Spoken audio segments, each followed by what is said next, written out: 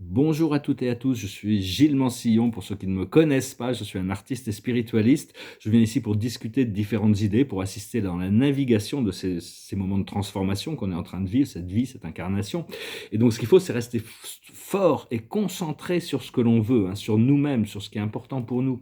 Arrêter d'essayer arrêter de faire des efforts pour ne pas être curieux de toutes ces choses qui sont le mal, l'obscurité. Parce qu'il y a beaucoup de choses qui remontent. Il y a toutes sortes de titres, par exemple sur YouTube, de vidéos avec des titres spectaculaires qui annoncent toutes sortes de catastrophes. On peut lire le titre, mais je vous donne le conseil de ne pas rentrer dans ces choses-là, parce que c'est vraiment des marchands de peur. C'est des pressions étatiques et médiatiques qui continuent c'est la seule pouvoir qu'ils ont. Donc, il faut vraiment leur enlever tout ça. Hein. Revenir, là, on se prépare pour Wesak, c'est le Bouddha, le pouvoir du Bouddha. Moi, je serai à Wesak certainement du 15 au 18. C'est une vallée dans Wesak, dans l'Himalaya. Et donc, on pourra se retrouver là-bas. Mais enfin, on peut déjà contacter avec cette lumière dorée de l'âme. Hein. Mais le Bouddha va venir renforcer ses énergies. Et donc, je vais tirer quelques cartes pour voir, discuter de deux, trois idées. Hein. Je vais tirer passé, présent, futur. Moi, ça, c'est une bonne nouvelle. Très bonne nouvelle. C'est vrai, il faut vraiment choisir de lâcher prise sur toutes ces choses qui sont... parce que c'est vraiment passer du karma, où on subit la vie, à mettre en branle la roue de la loi pour passer au dharma. Hein, on va peut-être un peu y revenir. Le passé, c'est la destinée. C'est-à-dire, on est déjà ancré dans notre destinée. Notre destinée, elle était prévue avant même de naître. C'est juste de remplir les conditions pour pouvoir rentrer dans cet épanouissement. C'est un escalier qui monte au ciel. Parce que les principes bouddhistes, si toute l'information du Bouddha avait survécu, il n'y aurait pas eu de religion, il n'y en avait pas besoin, parce que tout le monde pouvait se libérer en étudiant et en pratiquant ces principes. Cela dit, il y en a suffisamment qui ont survécu. Je suis content qu'il y en ait beaucoup qui aient survécu de ces enseignements, parce que c'est vraiment une auto-libération. Il y a déjà tout dans les informations. Là où on en est actuellement, c'est la protection. On protège une vision et on est protégé par les forces de la lumière. Et ce qui arrive, c'est le repos. On va pouvoir se relaxer. Au plus on est détendu, au plus on est calme, au plus notre esprit est vide, au plus on est prêt pour être élevé. Actuellement, la chose sur laquelle on travaille, c'est la tempérance. C'est-à-dire que la tempérance, c'est que la partie lumineuse à l'intérieur de nous soit dominante. Ça ne veut pas dire qu'on n'a pas une partie d'ombre. La partie, c'est quand on est... C'est Platon qui expliquait que ça. C'est quand la partie dominante, c'est la lumière qui domine, on est tempérant, on est maître de soi-même. Quand c'est la partie inférieure, c'est la partie sombre qui domine, on est intempérant et donc on devient esclave de soi-même. Je crois que c'est dans la République de Platon. Il explique ça. Mais enfin, la tempérance, c'est aussi l'âge du Verseau, c'est l'équilibre des énergies, et ce qui arrive. Alors, c'est aussi l'acceptation de ne pas rentrer dans aucune extrême, rester dans la voie du milieu. Aussi bien Lao Tzu dans le Tao Te Ching, c'est des livres qui sont recommandés, c'est 82 petits poèmes qui restent mystérieux à décrypter. C'est la voie du milieu, c'est aussi la voie du Bouddha, c'est la voie du milieu. Ça va nous amener au bonheur. Le bonheur ne peut pas être conditionné par disons que c'est quelque chose qui est partagé, mais même au niveau romantique, il faut voir que ça doit être un choix, pas une nécessité. Hein, sortir de toutes les relations de codépendance pour entrer dans l'interdépendance. Après, parce que la plupart des relations romantiques, c'est des efforts de résoudre des situations karmiques. Une fois que la situation est résolue, une fois que l'amour est découvert, la situation est résolue, on peut choisir de continuer dans la relation ou à chercher d'autres relations à compléter ou quoi que ce soit. Mais enfin bon, c'est toujours des efforts d'équilibre de karma de toute manière. C'est très important, à mon avis, d'être contemplatif du drame qui est en train, parce qu'il y a un drame, mais il faut de ne pas rentrer émotionnellement dans le drame, parce qu'on a été conditionné à prendre des positions d'un côté ou de l'autre. Donc plutôt d'être contemplatif et de commencer pour arriver à ce que le drame se transforme en comédie, ou éventuellement en conte de fées, peut-être. Enfin, au moins que de toute manière, c'est une aventure, de toute manière. La vie, c'est toujours une aventure. Et je vais retirer quelques cartes. Enfin bon, dans la vie, il en faut pour tous les goûts. Hein. Sur Terre, il y a une énorme diversité. Donc, il faut vraiment laisser tous ceux qui ont besoin de se nourrir de cette truc sombre, laissez-les vivre leur vie. Ils ont besoin d'une expérience. On apprend de tout, de toute manière, et on n'est qu'une seule âme qui évolue ensemble. Hein. La seule responsabilité qu'on a, c'est sur cette partie de l'âme qui est nous, enfin, ce qu'on considère nous-mêmes, qui n'est pas un corps physique, c'est plutôt une conscience fractale qui a la possibilité de transcender toutes les dimensions, de voyager, c'est un point de conscience à l'intérieur de nous qui est en train de maturer, se développer, ce point de conscience. Je vais tirer quelques cartes avec la cache. Voir qu'est-ce que la cache, parce que la cache c'est les mémoires, hein, où on veut se libérer des mémoires. La plus haute sagesse c'est le corps des désirs, c'est maîtriser le corps des désirs. Parce que Platon expliquait que le désir ça vient des vices, et le plaisir, pardon, le plaisir vient des vices, mais était très courte durée, alors que le bonheur vient de la vertu, mais dure très longtemps. Le Bouddha explique qu'il faut même pas chercher ni le plaisir, ni le bonheur. Une fois, alors là on est serein, on est libre, et à ce moment-là toutes les choses peuvent arriver. Ce qu'il faut comprendre, c'est les Amérindiens. C'est l'idée du cercle, vivre de manière complètement intégrée dans la nature aussi. C'est peut-être ce qu'il faut faire, c'est de prendre la main du Créateur, remettre les choses dans les mains de Dieu, c'est le Père.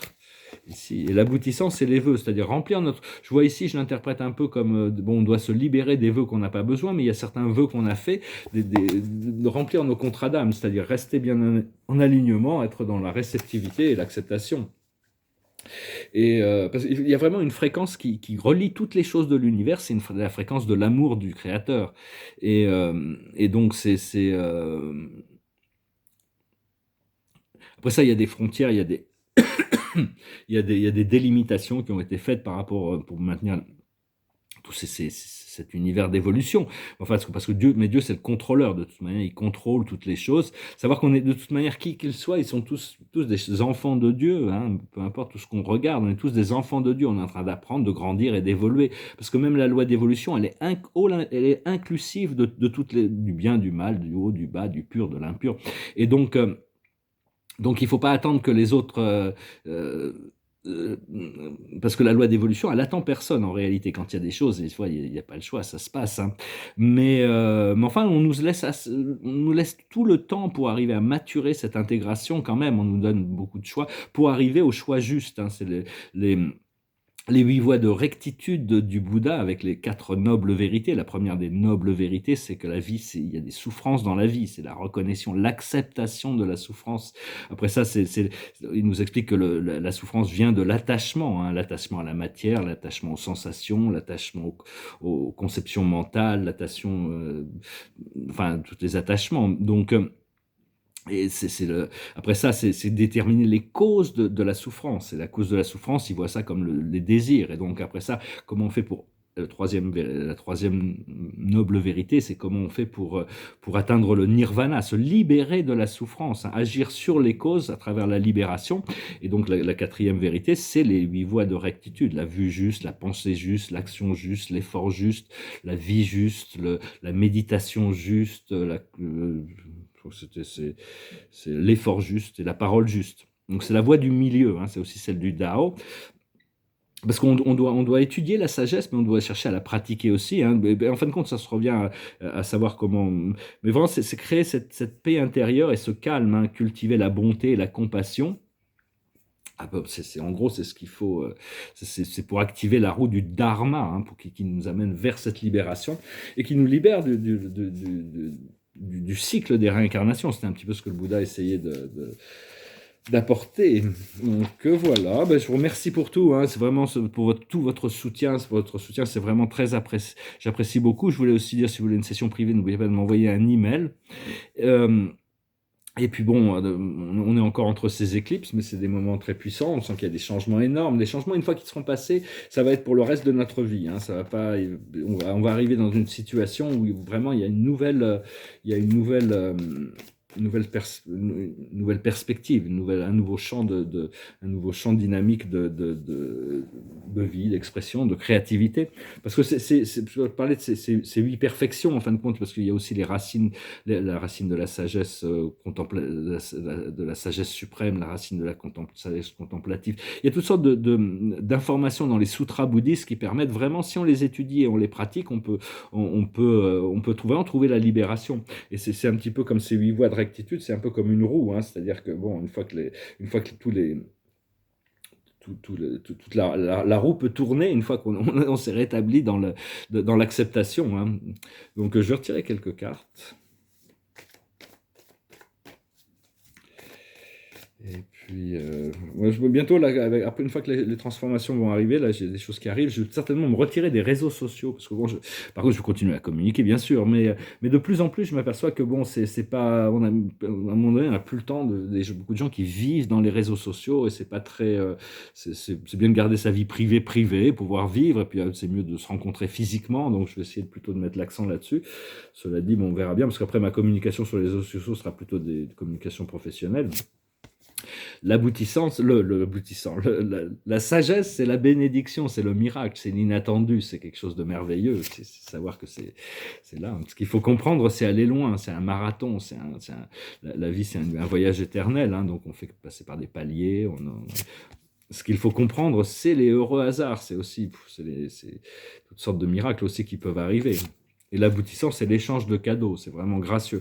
Donc il faut surtout enlever tous les doutes et toute forme de continuer à faire le ménage, il faut continuer à se préparer pour ce qu'on a demandé. Hein. Donc voilà, je vais finir avec une chanson, c'est une chanson qui me passait par la tête, elle est assez drôle, hein. C'est sur une relation qui fonctionne, parce que c'est entre des relations amoureuses, c'est-à-dire que ils ont créé un système où l'homme est en compétition avec la femme, donc ça fonctionne pas. Hein. Confucius explique les liens cardinaux, le père et le parent-enfant, mari et femme, roi et sujet. Il y a des ordres des choses fonctionnent de certaines manières, Enfin bon, ici, c'est une chanson assez marrante qui s'appelle Sous mon pouce.